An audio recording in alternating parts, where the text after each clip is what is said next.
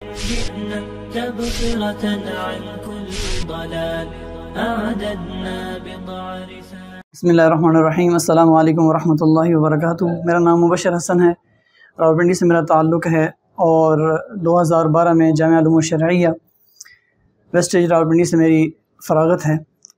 الحمدللہ بچپن ہی سے سیکھنے سکھانے کے اعتبار سے ایک جذبہ تھا.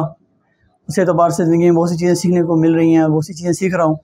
لیکن 2012 میں فراغت کے بعد ایک جنون کی حد تک یہ شوق تھا اور اس کی تلاش اپنی مصروفیات کے ساتھ جاری تھی کہ الحمدللہ اللہ پاک نے خصوصی فضل فرمایا، کرم فرمایا.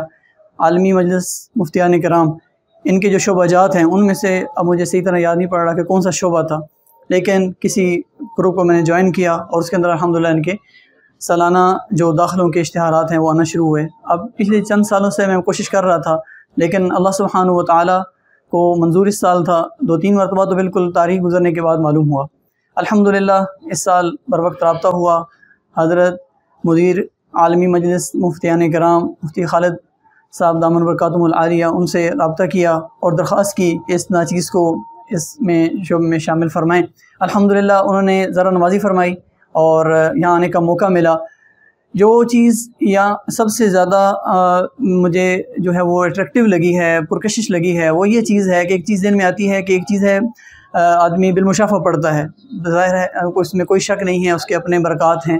لیکن یہ جو چیز ہے کہ آدمی آن لائن پڑھے اور وہ نتائج حاصل کر پائے، اس میں انسان کو کچھ نہ کچھ جب تک آدمی خود شامل نہیں ہوتا، عملی طور پر اس کو نہیں دیکھتا، آدمی فیصلہ نہیں کر سکتا. الحمدللہ تقریباً ابھی 3 ماہ پورے نہیں ہوئے ہمارے، لیکن اس میں بہت زیادہ یہ محسوس ہو رہا ہے کہ اتنے بھرپور طریقے سے شاید کہ الحمدللہ بڑے بڑے ادارے ہیں، بہت محنت فرما رہے ہیں. میرے کم علم کے مطابق کہ اتنی محنت اور اتنے طور پر، اور صرف اتنا نہیں کہ ایک تخصص کے حوالے سے، بلکہ ایک عالمی پروگرام سامنے رکھا گیا، ایک عزم اور اس طرح اس جذبے کے ساتھ کہ انشاءاللہ سارے کے سارے عالم کے اندر جو ہے وہ قائدانہ اعتبار سے اپنی خدمات کو پیش کیا جا سکے اور ہر شعبے کو جہاں ضرورت ہے علم کی، اور ایک مفتی کی طرف جو ہے مفتی صاحب کی طرف وہ شعبہ دیکھتا ہے، اس کا ہر فرد دیکھتا ہے اور رہنمائی حاصل کرنا چاہتا ہے، ان کو ایک تسلی بخش رہنمائی مل جائے. اس کے لیے الحمدللہ ایک بہت اچھا میں سمجھتا ہوں کہ اللہ پاک نے مہربانی فرمائی، مجھے فیصلہ کرنے کی توفیق عطا فرمائی.